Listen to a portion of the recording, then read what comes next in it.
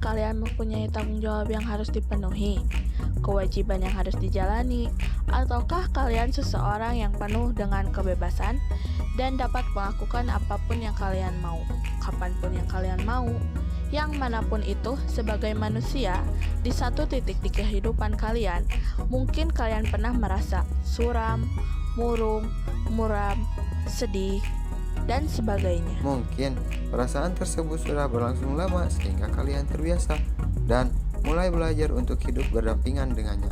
Dan saat orang terdekat kita pun menanyakan bagaimana keadaan kita, seringkali kita menjawab penuh canda dengan kalimat yang kira-kira terdengar seperti ini. Tawa yang kita lepas bersama pun menyapu bersih kalimat itu, bersamaan dengan satu kata kemungkinan yang patut kita pertimbangkan. Kemungkinan apa itu? Kemungkinan bahwa apa yang sedang kalian rasakan adalah depresi. Depresi sering menjadi bahan bercandaan kita. Saat sedang merasa lelah karena tugas yang menumpuk, kita bercanda ke teman kita dengan mengatakan bahwa kita depresi. Saat sedang sedih setelah menonton drama, kita bergurau dengan kata depresi. Dapat menyerang siapapun dalam keadaan apapun. Namun, seringkali kita menyimpulkan bahwa perasaan sedih yang kita alami langsung berarti bahwa kita sedang mengalami depresi. Contohnya, ketika kita sedang dalam pertandingan basket dan kalah, kalian pun akan merasa sedih. Ada juga jika sedang berduka kehilangan seseorang yang berharga, kalian juga akan merasa bersedih. Dalam keadaan tersebut, rasa sedih adalah respon yang normal. Tidak semata-mata setiap kali merasakannya berarti bahwa kalian sedang melalui depresi.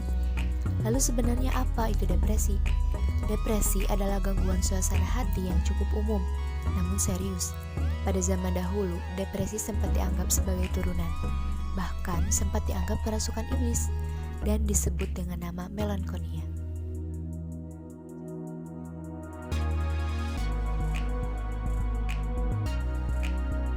Ada nggak kalian yang di sini kepikiran mau ke psikolog tapi masih maju mundur?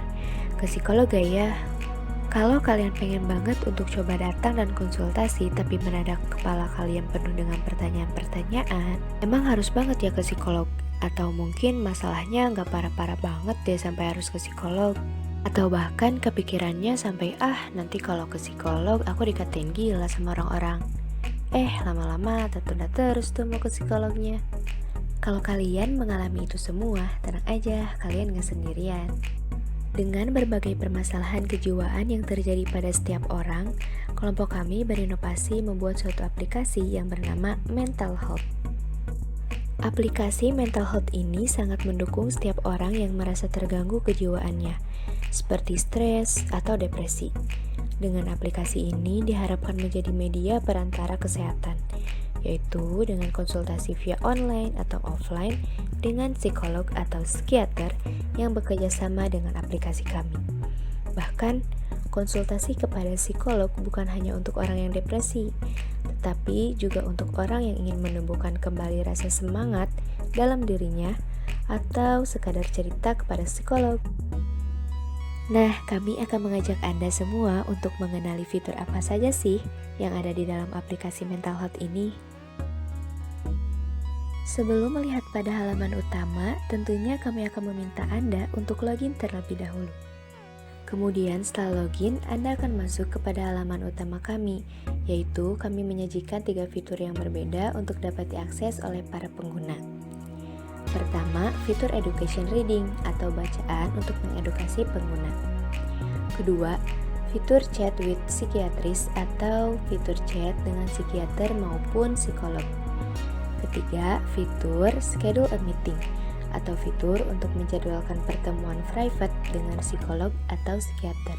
Jika Anda mengklik fitur education reading, maka isi di dalam fitur tersebut adalah kumpulan artikel-artikel atau bacaan yang dapat mengedukasi Anda mengenai kesehatan mental atau berbagai tips di dalamnya.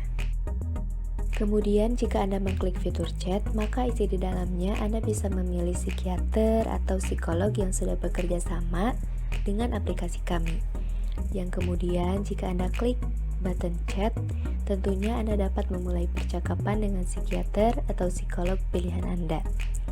Di sana, Anda bisa mengekspresikan apa yang menjadi keresahan Anda selama ini kepada psikiater atau psikolog.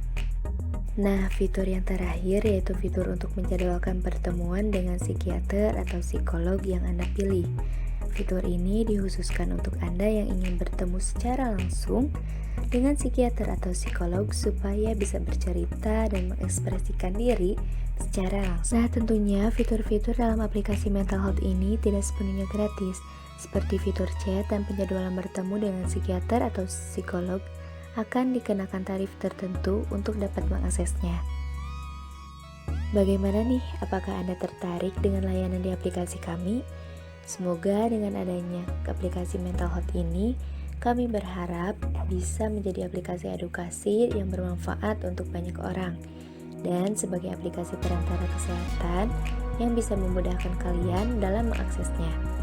Sehingga kami juga berharap semoga akan lebih banyak orang yang terbantu untuk kembali sehat jiwa dan sehat akan mentalnya.